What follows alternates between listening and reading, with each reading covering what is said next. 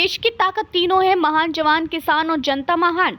चीन से व्यापार घाटा, नई ऊंचाई पर। कांग्रेस का मोदी सरकार से सीधा सवाल। 99 अरब डॉलर का घाटा, क्या कोई ठोस योजना है? भारत चीन संबंधों के बीच सबसे बड़ा आर्थिक संकट सामने आया है। कांग्रेस नेता रणदीप सुरजेवाला ने दावा किया कि वित्तीय वर्ष 2024 से 2025 में चीन के साथ भारत का व्यापार घाटा निर्माण 99.2 अरब अमेरिकी डॉलर तक पहुंच गया है। यह आंकड़ा भारत के लिए अब तक का सबसे बड़ा घाटा है और सरकार की नीतियों पर गंभीर सवाल खड़े करता है।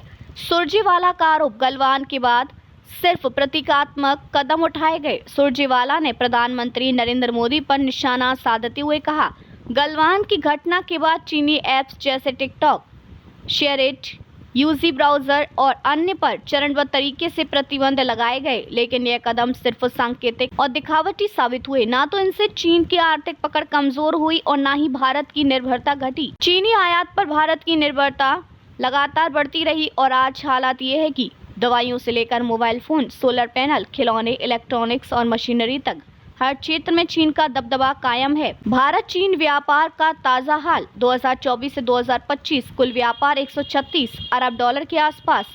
भारत का निर्यात चीन को केवल 18 अरब डॉलर, भारत का आयात चीन से 117 अरब डॉलर से ज्यादा। व्यापार घाटा 99.2 अरब डॉलर, इतिहास का सबसे बड़ा घाटा। विशेषज्ञों की चेतावनी, आर्थिक जानकारों का कहना है कि भारत की मैन्युफैक्चरिंग क्षमता अभी चीन के मुकाबले बेहद कमजोर है। एपीआई यानी दवाओं के कच्चे माल का लगभग 70% चीन से आता है। इलेक्ट्रॉनिक्स और मोबाइल सेक्टर में भारत 90% से ज्यादा चीनी पुर्जों पर निर्भर है। सरकार की आत्मनिर्भर भारत और मेक इन इंडिया योजनाओं का असर अभी तक नजर नहीं आ रहा। सुरजेवाला के सवाल, मोदी सरकार से, क्या प्रधानमंत्री मोदी ने चीन के साथ व्यापार घाटे पर कोई ठोस चर्चा की? क्या इस असंतुलन को दूर करने की कोई समय सीमा या रोड मैप तय किया गया? क्या चीनी सामान पर सिर्फ प्रतीकात्मक रोक लगाने से भारत आत्मनिर्भर बन पाएगा? जब सीमा पर तनाव जारी है, तब चीन से व्यापार रिकॉर्ड ऊंचाई पर क्यों है?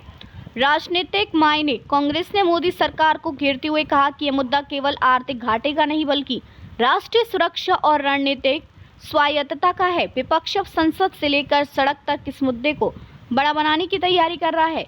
साफ है कि चीन से बढ़ता व्यापार घाटा सरकार की सबसे बड़ी आर्थिक चुनौती बन चुका है।